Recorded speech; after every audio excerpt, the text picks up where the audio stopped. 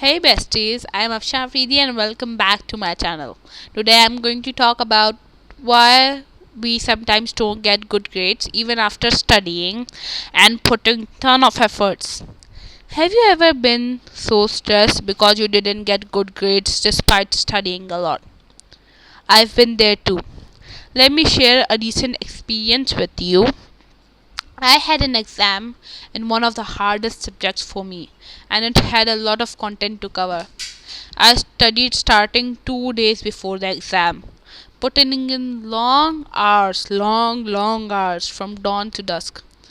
When I took the exam, I wasn't confident about getting good grades, but I hoped for at least average scores. The exam was out of 75 points, and I expected score around 63 or 67 probably. I even told my friends I'd probably get average marks, but when I saw my mark sheet, I was devastated. I couldn't believe it. I thought it must be someone else's result.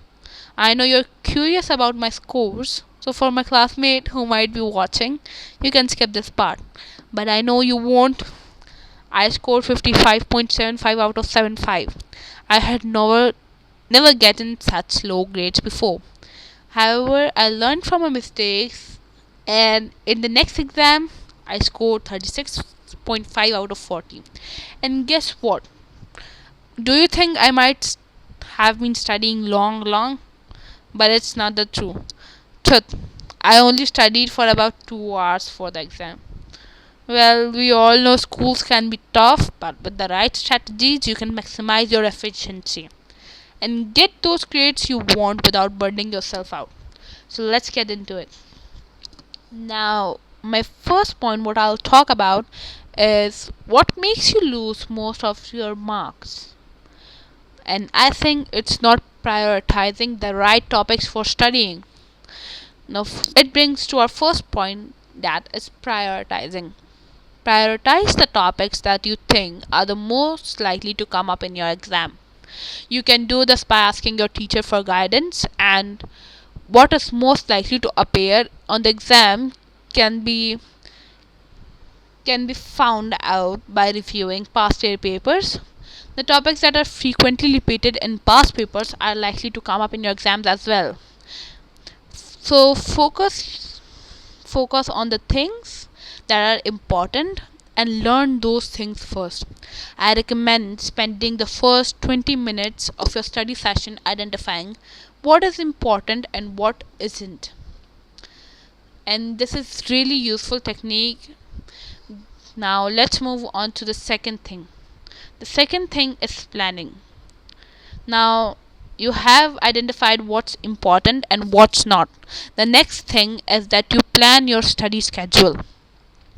Dedicate your first time slot to the most important topics and then move on to the less important ones. Remember, take break after each slot and actively recall what you have learned during those breaks. This brings us to the next point, active recalling. Suppose you learned a topic, but after a day you might forget parts of it.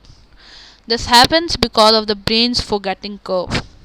The neural network in your brain strengthens connections when you actively recall information, which helps move that information into long term memory. This is why, after every study slot, you should practice recalling the things you learned. Now, listen to me carefully and hear it out loud. Presentation of your paper is the most important thing. This is what an examiner will judge you by. Okay, hear me again. Presentation is the most important thing. Now, how can you make your presentation appealing? Use headings for each question and ensure your work isn't too congested. Avoid using colorful markers and pens unless it's a drawing paper. Stick to black and blue ink, I prefer.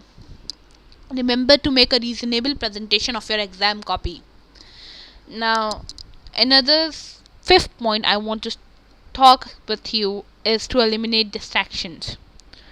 Eliminating distractions is also really important because it'll get you learn things. Because if you are distracted, In first place, you won't be able to learn anything, and in the second place, you'll end up with a bad result. So if you don't want it, hear me out. So distractions can break your focus and reduce the efficiency of your study session. By removing your distractions, you can concentrate better and retain more information in less time. Make sure to study in a quiet, organized space where you won't be interrupted. Now, last but not the least, engage in study groups. Study with friends or join study groups where you can share resources, quiz with each other, and explain concepts to one another. Engaging in group study allows you to gain different perspectives on the material, reinforce your understanding through teaching, and stay motivated by being a part of a supportive community. With all that said, I want you all to take care of yourselves and not panic during exam time. Remember, if you didn't achieve the results you wanted, you have the potential to improve. I know it. It's okay if you didn't nail your exam. The important thing is that you tried. Trying is better than not taking any steps at all. As the quote goes, success is not final and failure is not fatal. It is the courage that continue that count. So there you have it, folks. These are some practical tips to help you get good marks without putting in too much effort. Remember, the key is to work smarter, not harder. If you found these tips helpful, be sure to give this video a thumbs up, share it with your friends, and subscribe to the channel. Now, for more study hacks, you should better subscribe the channel. And thank you for watching, and good luck with your studies. Until next time, stay productive and stress free. Bye.